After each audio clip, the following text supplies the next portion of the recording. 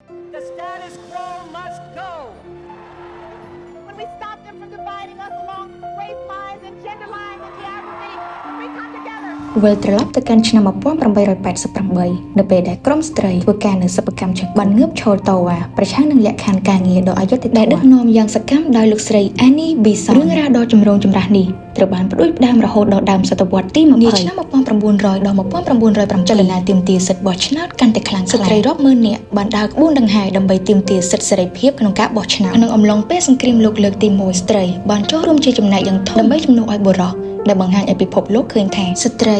មានសមត្ថភាពមិនចាញ់បុរសឡើយឆ្នាំ1918ការទាមទារសិទ្ធិសេរីភាពរបស់ស្ត្រីបានផ្លាស់ប្ដូរប្រវត្តិសាស្ត្រស្ត្រីមានវ័យចាប់ពី30ឆ្នាំឡើងទទួលបានសិទ្ធិសេរីភាពនៅក្នុងការបោះឆ្នោតហើយលោកស្រី Constance Marguerite ជាស្ត្រីដំបូងដែលជាប់ឆ្នោតក្នុងសភា10ឆ្នាំក្រោយមកក្នុងឆ្នាំ1928សិទ្ធិបោះឆ្នោតត្រូវបានផ្ដល់ឲ្យស្ត្រីស្មើនឹងបុរសគឺមានវ័យចាប់ពី21ឆ្នាំឡើងទៅនាឆ្នាំ1929ជាការបោះឆ្នោតទូទៅលើកដំបូងដែលស្ត្រីគ្រប់រូបមានសិទ្ធិក្នុងការបោះឆ្នោតពេញលេញនិងស្មើភាពបំផុតក្នុងឆ្នាំ1956មានការកែប្រែទម្រង់ប្រាក់ខែក្នុងវិស័យរដ្ឋដែលស្ត្រីចាប់ផ្ដើមទទួលបានប្រាក់ចំណូលស្មើនឹងបុរសនៅឆ្នាំ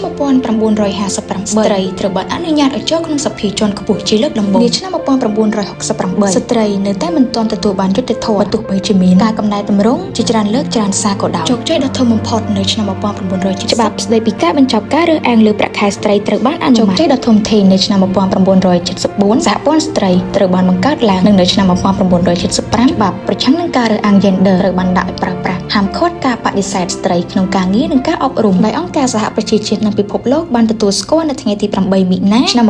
1975និងកំណត់យកថ្ងៃនោះជាថ្ងៃជ័យជំនះរបស់ស្ត្រីសរុបមកសិទ្ធិសេរីភាពដែលស្ត្រីទទួលបាននៅថ្ងៃនេះមិនមែនជារឿងចៃដន្យនោះទេវាគឺជាញើសឈាមនិងការតស៊ូរបស់អ្នកជំនាន់មុនដើម្បីឆ្ពោះទៅមុខទាំងអស់គ្នាពីការតស៊ូក្នុងអតីតកាលមកជាមោទនភាពក្នុងពេលបច្ចុប្បន្នមិនថាក្នុងសង្គមការងារការដឹកនាំឬការកសាងគ្រួសារស្ត្រីអាចធ្វើបានទាំងអស់ដោយភាពវៃឆ្លាតនិងភាពអត់ធ្មត់បំផុតអ្នកយល់យ៉ាងណាដែរចំពោះដំណើរជីវិតតស៊ូមួយនេះនៅគ្រប់ទីកន្លែងនៅលើពិភពលោកនេះមិនថានៅទីណាឬកន្លែងណាគឺមានស្ត្រីម្នាក់ដែលកំពុងលះបង់បង្កើតក្តីស្រឡាញ់និងផ្លាស់ប្ដូរពិភពលោកឲ្យកាន់តែល្អប្រសើរក្នុងនាមខ្ញុំជាបរិសុទ្ធខ្ញុំចង់និយាយថាពិភពលោកនេះគ្មានន័យទេបើគ្មានវត្តមានដ៏អស្ចារ្យរបស់អ្នកគឺជាម្ដាយជាភរិយាជាបងប្អូន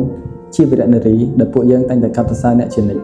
សូមជូនពរស្ត្រីគ្រប់រូបលើសកលលោកឲ្យមានសេចក្តីសុខសុភមង្គលនិងស្នាមញញឹមជារៀងរហូតរីករាយទិវាសិទ្ធិនារីអន្តរជាតិ8មីនា Meanwhile សូមជូនពរឲ្យស្ត្រីគ្រប់រូបមានអត់ហើយរីករាយសូមពិភពលោកនេះនឹងគ្មានន័យទេបើគ្មានអវត្តមានដ៏គ្មានអវត្តមានបើគ្មានអវត្តមានរបស់អ្នក